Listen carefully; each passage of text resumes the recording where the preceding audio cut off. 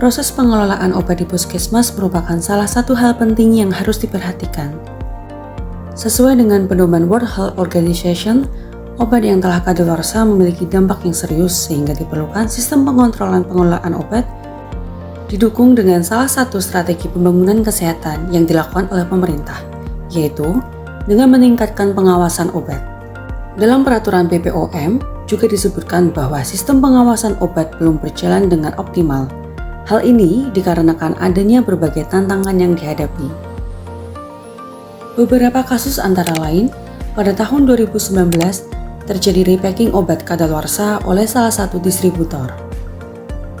Tahun 2022, terdapat petugas kesehatan yang memberikan obat kadaluarsa hingga dikonsumsi oleh balita. Hal ini menjadi perhatian khusus bagi pemerintah dan khususnya bagi pelayanan kesehatan. Upaya preventif sudah dilakukan dengan pelabelan khusus dan pendataan terhadap sediaan farmasi yang mendekati kadaluarsa secara manual. Tetapi, metode ini masih belum optimal karena tidak dapat menampilkan data secara real-time dan membutuhkan waktu yang lama. Selain itu, dengan banyaknya sediaan farmasi yang kadaluarsa akan memberikan dampak kerugian materi, sehingga melalui inovasi modal obat, monitoring kadaluarsa obat, maka monitoring terhadap kadaluarsa obat dapat dilakukan secara real-time, efektif, dan efisien. Aspek inovasi modal obat ini terbagi menjadi dua. Aspek pertama, yaitu prosedur kegiatan. Pada aspek ini dilakukan secara online, melalui pemanfaatan aplikasi digital berupa spreadsheet, dengan melakukan penginputan data obat berupa nama obat dan tanggal kadaluarsa.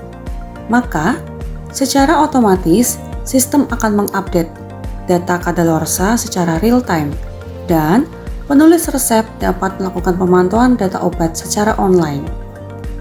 Tahap selanjutnya, pengguna dapat melihat daftar obat terbagi menjadi 3 kategori. Warna hijau untuk obat dengan masa kadaluarsa lebih dari 12 bulan. Warna kuning untuk obat dengan masa kadaluarsa 6-12 bulan.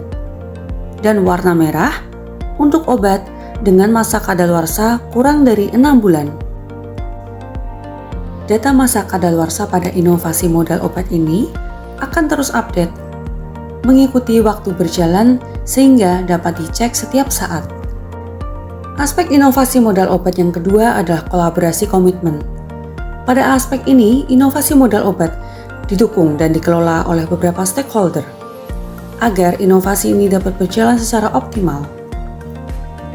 Inovasi ini dimulai dengan suatu perencanaan yang ditetapkan oleh Kepala Puskesmas Bulusan, Kota Semarang melalui surat keputusan inovasi modal obat.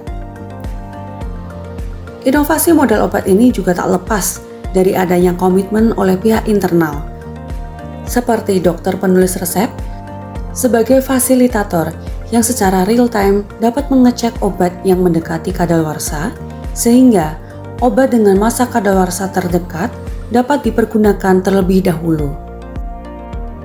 Pihak eksternal seperti organisasi profesi dan unit farmasi juga berpartisipasi sebagai penggerak eksistensi inovasi.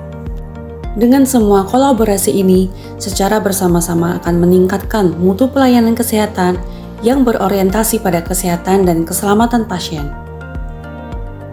Sejak diberlakukan inovasi modal obat, Puskesmas Bulusan Kota Semarang berhasil menurunkan sediaan farmasi yang kadaluarsa secara signifikan.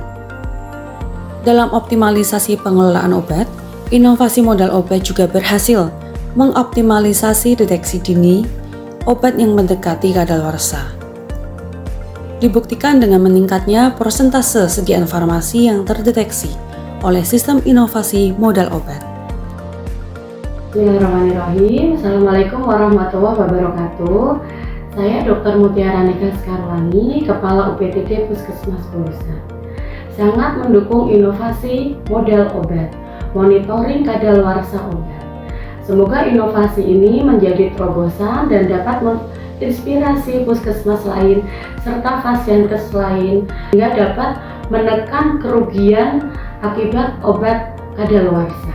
Wassalamualaikum warahmatullahi wabarakatuh. Inovasi model obat ini sangat bermanfaat untuk diterapkan di puskesmas atau pasienkes. Sangat mudah, cepat, dan akurat, serta dapat meningkatkan mutu pelayanan. Saya sangat mendukung sekali inovasi model obat. Inovasi ini dapat memonitoring kesediaan farmasi yang akan kadaluarsa. Pastinya inovasi ini akan mendukung penggunaan obat secara vivo.